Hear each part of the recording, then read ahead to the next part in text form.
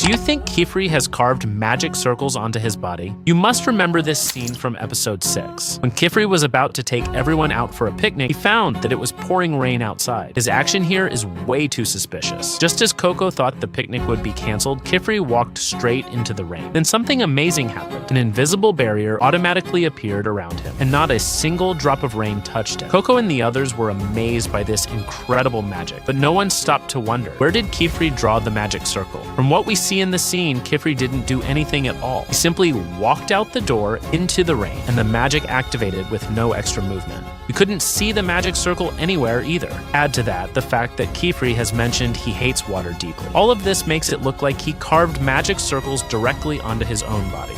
But the possibility of this is actually very low, because Qifrey hates the wide-brimmed witches so much he would never act like them. In reality, Qifrey probably drew the magic inside his clothes, just like when he saved Agut in the labyrinth. After all, he is never seen changing his clothes. Why do the wide-brimmed witches know Olrugio's light path magic? You must have spotted this detail in episode 6. Coco snuck into Olrugio's room and accidentally found the glowing stone path she saw as a child. Olrugio clearly stated at that time that this was his own original magic, and he had never taught it to anyone. Yet in episode 1, when the wide-brimmed witch first met Coco, the wide-brimmed witch used this exact same magic. This detail is extremely suspicious. Some people might suspect that Olrugio is connected to the wide-brimmed witches, but this possibility is very low, because when Olrugio first met Coco, he was ready to take her to the magic heights. If Qifrey hadn't resorted to using magic on his closest friend just to keep Coco, she would have had her memory erased by then. If Olrugio didn't leak the magic, there is another possibility, the Tower of Tomes. This has already been introduced in the anime. The rule of the Tower of Tomes is that whenever any book related to magic is written, a copy automatically appears inside the tower. Olrugio's original magic is recorded there as well. Obviously, the wide-brimmed witches cannot simply enter the tower and learn magic directly, so there is only one possibility left. There are spies from the wide-brimmed witches inside the Tower of Tomes, where they have a way to obtain copies of the magic from within the tower. This also shows how terrifying the wide-brimmed witches are from another angle. Their infiltration and observation abilities far surpass those of the pointed hats. Do you know why mages love wearing long robes? Actually, those wide robes are full of secrets. You must have noticed this detail. In episode 4, Agut was almost eaten by the giant scale dragon. Qifrey saved her and escaped into the sky using flight boots. At that moment, Qifrey didn't take out a brush to draw a circle on the ground at all. He lifted his robe and activated magic directly using pre-drawn magic circles on his clothes, saving his student instantly. So whether it's Qifrey, Olrugio, or any other mage, they all prefer wearing wide robes, and this is the most direct reason. Mages can draw various magic circles inside their clothes in advance and only need to add the final stroke when necessary. Long robes have much more space than other clothes. They not only allow more and larger magic circles to be drawn, but also have another advantage. Wide robes can hide hand movements. In critical moments, mages can even draw circles secretly inside without being seen. Another reason is that long robes can hold tons of magical tools. When mages go out, they need to carry magic brushes, special ink, drawing paper, spare supplies, and small tools. Regular pockets are nowhere near big enough. Long robes have loose hems and many hidden layers, so they can quietly hold everything. They look neat and tidy, not messy at all, and are convenient for traveling and carrying out missions. They are literally a mage's mobile casting base.